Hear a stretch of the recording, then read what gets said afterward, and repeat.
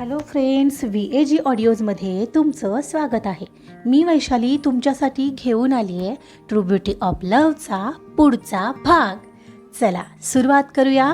True beauty of love भाग 19.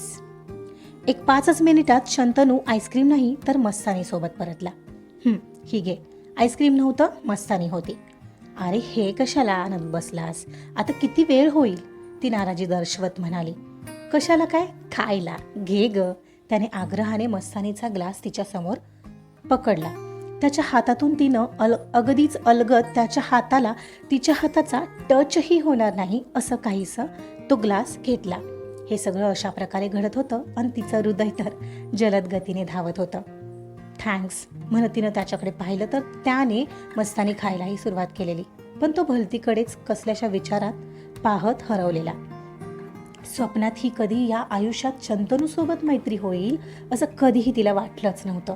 आणि आता ती त्याच्यासोबत चक्क मस्तानीचा आस्वाद घेत होती. स्वतःच्याच नशिबाचा हेवा तिला क्षणभर वाटून गेला. तिनंही एक वार मस्तानीची टेस्ट घेऊन पाहिली. मँगो फ्लेवर होता. तिला नेमका तोच आवडायचा. ती अगदीच हळूहळू खात होती. तिचं न राहून पुन्हा पुन्हा त्याच्याकडे लक्ष जात होतं आणि नेमकंच स्मित करत त्याने तिच्याकडे मान वळवली. अगं खा ना. अरे हो खाते तर, म्हणत ती खाऊ लागली. पण तिला त्याच्यासमोर ते भरभर खायला काही जमत नव्हतं. काही वेळाने त्याची मस्तानी खाऊनही संपली होती. शेवटी राहिलेली तो नेमका पिला असणार. त्याचे व्रण त्याच्या ओठांच्या वरच्या बाजूला राहिले होते आणि त्याला तसं पाहून आता तिला हसायला येऊ लागलेलं. ती एक क्षणाला त्याच्यावर खूप हसू लागली. काय झालं मीरा, तू हसत का आहेस? काही नाही, ती म्हणाली आणि तरीही ती खूपच हसत होती. काय झालं, काही नाही म्हणत आहेस आणि हसतही आहेस. हे मीरा, मला काही सांगशील का? तो न समजून हसत म्हणाला. काही नाही, ते लागलंय तुला. ती किंचित खाली नजर झुकवून पाहत बोटाने ओठावर लागल्याचे खुणावत त्याला बोलली आणि त्याला झालेला प्रकार समजला. त्याने हसतच पटकन खिशातून रुमाल काढला आणि स्वतःचे ओठ टिपले. त्याचं आता तिच्याकडे आपोआपच लक्ष गेलं. पाहतो तर तिनं त्याच्याकडे एक वार पाहिलं आणि स्मित करत पुन्हा खाली पाहत खाऊ लागली. ते तिने चेहऱ्यावर काढलाच नाही. तिचं मगाचं ते मिश्किल हसणं का कोणच ठाऊक त्याच्या हृदयाच्या तारा छेडून गेलं होतं. आणि आता ती शांतपणे मस्तानी खाण्यात हरवलेली, अगदी लहान मुलीसारखी. तो स्वतःच्याही नकळत तिला पाहण्यात हरवलेला. रोज भेटणारी तीच मीरा आज नव्याने त्याला भेटत होती. माणसातलं हे निरागसपण न पाहता त्याचं दिसणं, त्याची श्रीमंती किंवा त्याचं स्टेटस पाहून का एखादा माणूस जजमेंटल बनत असतो? एक लहान मूल कसंही दिसो, ते जेव्हा आनंदी असतं मग त्याच्या आयुष्यातला तो एक छोटासा का क्षण असेना, तो देखील ते मनापासून एन्जॉय करत असतं. आणि तेव्हा, फक्त तेव्हाच ते या जगातील कोणाहीपेक्षा सर्वात सुंदर दिसत असतं. मग भले ते या जगातील कोणासाठी कसेही दिसू दे. ही असते सुंदरता निसर्गाची. त्याच्या मनात तिला पाहून तोच विचार चाललेला. जेव्हा पहिल्यांदा तिचं हे रूप त्याच्या समोर आलेलं तेव्हा बिथरलेली, त्याला पाहून धावत सुटलेली आणि रडलेली मीरा त्याला आपसुकच आठवली. आणि तीच मीरा आताही त्याच्यासमोर होती. पण ही तीच मीरा आता त्याच्यासमोर अगदी कसलीही चिंता न करता त्याच्यासमोर वावरत होती, हसत होती. ना आता तिला तिच्या रूपाची चिंता होती, ना आपण कसे दिसू याचं भय. खोटा मुखवटा हा अनेकदा लोकांच्या नजरांमुळे घालावा लागतो आणि तिने तो त्याचमुळे घातलेला. पण तिचं हेच खरं रूप त्याला भावून जात होतं. तिची मस्तानी आता बहुधा संपलेली. मीरा, उद्या तुझी ऑडिशन आहे ना? हो, आजही मी खूप प्रॅक्टिस केली आहे. बघू आता उद्या काय होतंय. ऑफकोर्स तू सिलेक्ट होणार, असाच कॉन्फिडन्स ठेव. All the best. Thanks a lot Shantanu. बरं चल, आता मी निघते. ऑलरेडी 10 मिनिटं लेट झालीत मला येऊन. अंधारही होतोय. चल चल बाय, म्हणत ती तिथून धावतच निघाली. ए मीरा, थांब ना थोडं, त्याने हाक दिली. बाय, रात्री मेसेज करते. मागे न पाहता म्हणत ती दृष्टी आडही झाली. त्याने कपाळावर हात मारून घेतला आणि तसाच केसातून हात फिरवला. काय वेडी मुलगी आहे ही. तिथंच ठेवलेलं त्याच्या जॅकेटची बॅग त्याने उचलली आणि बॅग ओपन करत आत त्याचं जॅकेटवर एक वार दृष्टी टाकली. गालात आपोआपच स्माईल आलेली. ही काल भेटलेली मीरा अचानक इतकी जवळची का वाटते, हे त्याला काही उमगत नव्हतं. तिला सगळं मला का सांगावं वाटतंय की ती एवढी महत्वाची झाली. पण वेडी आली काय आणि गेली काय? त्याने ओठांचा कोपरा दुमडत स्मित केलं. तिच्याशी बोलायचा केलेला प्लॅन सगळा फिसकटला होता. तो सरळ त्याची बॅग घेऊन त्याच्या बाईकजवळ आला. तिने दिलेली बॅग हँडलला अडकवली आणि बाईक स्टार्ट केली. त्याची बाईक त्याच्या घराच्या दिशेने धावत होती, पण मन मात्र तिच्यासोबतच राहिलेलं. दुसऱ्या दिवशी तिची ऑडिशन होती. मग काय, तिचं अर्थातच पहिले 2-3 लेक्चर मिस होणार होते. ऑडिशन अर्थात ऑडिटोरियममध्ये होती. सगळी माहिती मेसेजमधून पार्टिसिपेंटना मिळाली होती, पण कपड्यांचा प्रश्न होता. स्वराशी बोलायचं होतं आणि जेवण झालं तरीही ती हॉलमध्ये बसून TV पाहत होती. आईबाबांसमोर हा विषय काढणंच अशक्य होतं. तिनं असं काही ब्युटी कॉन्टेस्टमध्ये नाव दिलंय हे ऐकलं असतं तर ते शॉक झाले असते आणि कदाचित त्यांना पटलंही नसतं. म्हणजे आधी तर तिचा चेहरा तसा, मग हे सगळं कोणी करायला सांगितलं आणि झाल्या गेल्या गोष्टी सांगूनही बदलणार नव्हत्या. आणि म्हणूनच ती स्वराची रूममध्ये येण्याची वाट बघत होती. झोप तर डोळ्यांवर अशी आलेली, पण उद्याची तयारी न करता झोपणं हे तिला चांगलंच महागात पडलं असतं. म्हणून ती असा अविचार करूच शकत नव्हती. अगदी 10:30 होत आले तेव्हा कुठे स्वरा रूममध्ये आली. ती रूममध्ये येताच मीरा उठली आणि तिने पहिलं डोअर लावलं. अगं, डोअर का लावते आहेस? दी, मला तुझ्याशी थोडं बोलायचं आहे.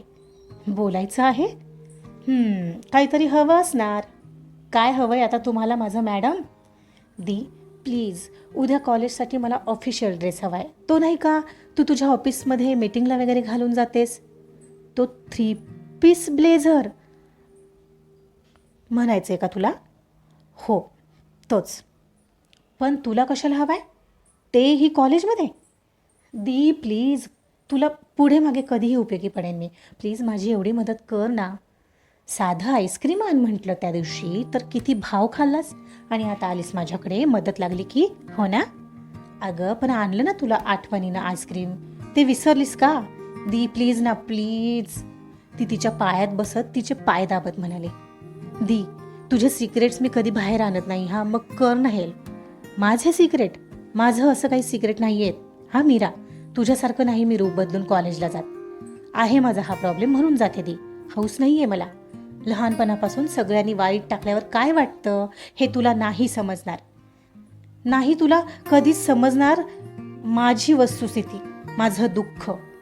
तिच्या डोळ्यात पाणी भरलं. बर रडू नकोस लगेच, मला विचार करू दे. बाय द वे दी, तुला कोणी आवडतं का? आय मीन तुझ्या तसं कोणी आयुष्यात आहे का? हे असं का विचारत आहेस अचानक? अगं असंच मला असं वाटलं, तुला तुझ्या ऑफिसमधलं कोणीतरी आवडत असेल, कारण त्या दिवशी तुला कोणीतरी सोडायला आलेलं मी पाहिलेलं. हो, आहे माझ्या आयुष्यात असं कोणी. आमचं प्रेम आहे एकमेकांवर.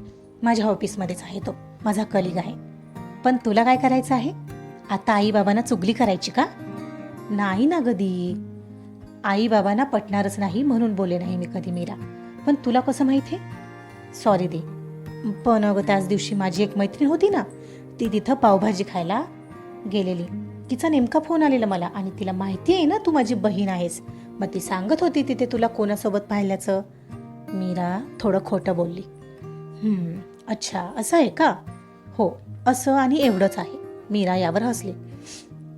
ए मीरा, ठीक आहे, मी मदत करते तुझी, पण हे कळता कामा नाही हा कोणाला. आणि हो, घाल तू माझा ड्रेस, पण तो जसाच्या तसा घरी यायला हवा हा. त्याच्यावर डाग वगैरे पडता कामा नाही. मी ते खपवून घेणार नाही. हो दी, डोंट वरी. थँक्स दी, प्लीज मला आत्ताच देऊन ठेव ना, म्हणजे उद्या मला घाई नाही होणार. माझ्या कपाटातून घे, आगाव कुठली. ती तिला हलकेच फटका मारत बोलली. ओके, थँक्स दी म्हणत मीरा पटकन उठली. कपाटातून ड्रेस काढला आणि एक क्षणभर तो पाहून नीट ठेवून दिला. मीरा, तुला एक सांगायचंय. बोल ना दी. आम्ही पळून जाऊन लग्न करणार आहोत. तिनं असं बोलताच मीराला क्षणभर सुचलंच नाही. शॉक लागल्यासारखी ती स्वराजवळ जाऊन बसली. दी, अगं हे काय बोलतेस तू? आई बाबांना समजाव ना, कदाचित ते मान्य करतील. तुला माहिती आहे ना बाबा कसे आहेत. आई त्यांच्या शब्दापुढे जाऊ शकत नाही, आणि माझं जियांशवर खूप प्रेम आहे. तो बंगाली आहे आणि बाबांना हे नाही पटणार, आणि मी नाही त्याच्याशिवाय जगू शकत. दी, तू सगळा नीट विचार केलायस ना? हो, आता नाही पण पुढच्या वर्षी. आम्ही प्लॅन करतोय. अजून वेळ आहे. आम्ही ठरवलंय लग्न करायचं आणि सरळ US ला शिफ्ट व्हायचं. ओह, US ला? Are you serious? हो मग, आम्ही दोघं कमावतो, सगळं ठरलंय. बस आता ठरवल्याप्रमाणे होऊ दे.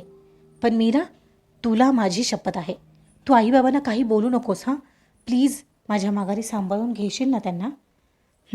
ट्राय करेन, पण ती प्लीज शक्यतो आईबाबांना कल्पना दे. असं करू नकोस गं, मलाच खूप भीती वाटते या सर्वाची. अगं आम्ही सक्सेस झालो, सगळ्यात तर आम्ही येऊन सांगणारच आहोत. पण आधीच जर का बोललो तर ते नकार घंटा लावतील, नाहीतर लग्न तरी लावतील. हे असं नको यार मला. बरं, पण जे काही करशील ते नीट विचारपूर्वक कर हा दी. विचार तर सगळा झालाय आमचा. बरं चल, गप्पा काय करत बसलो आपण. 11 वाजलेत. उद्या ऑफिसला जायचंय बाई मला, आणि तुलाही कॉलेजमध्ये जायचंय ना? हो, चल चल, गुड नाईट म्हणत मीरा बेडवर येऊन आडवी झाली. थोडं स्वराच्या निर्णयाचं ऐकल्यापासून तिला जरा टेन्शनच आलेलं. तिचं प्रेम असेल असं काहीसं, आणि इतकंच असेल असं तिला वाटत होतं. स्वराचा असा भयंकर प्लॅन असेल याची तिला बिलकुल कल्पना नव्हती. मीराला झोपच येत नव्हती, त्यामुळे तिने मोबाईल पाहिला. पाहते तर शंतनूचा काय करते आहेस असा मेसेज येऊन गेलेला. सॉरी, लक्ष नव्हतं फोनकडे, उद्याची तयारी बघत होते. Good night, see you tomorrow. त्याला मेसेज करून ती झोपायचा प्रयत्न करू लागली, पण तिला टेन्शनमध्ये झोप येत नव्हती. स्वराच्या या निर्णयामुळे अर्थात मीराच्या पुढे प्रचंड प्रॉब्लेम निर्माण होणार होते. आधीच तिच्या दिसण्याची खूप काळजी होती आईबाबांना, आणि यात स्वराने असं काही केलं तर आईबाबांना होणारा त्रास वेगळाच असणार होता. शिवाय मीराला जास्त बंधनं येणार होती. आजचा पार्ट इथंच संपलाय. पार्ट कसा वाटला हे नक्की कमेंटमधून कळवा. कथा आवडत असल्यास लाईक करा, सबस्क्राईब करा आणि शेअरसुद्धा करा. Thank you so much.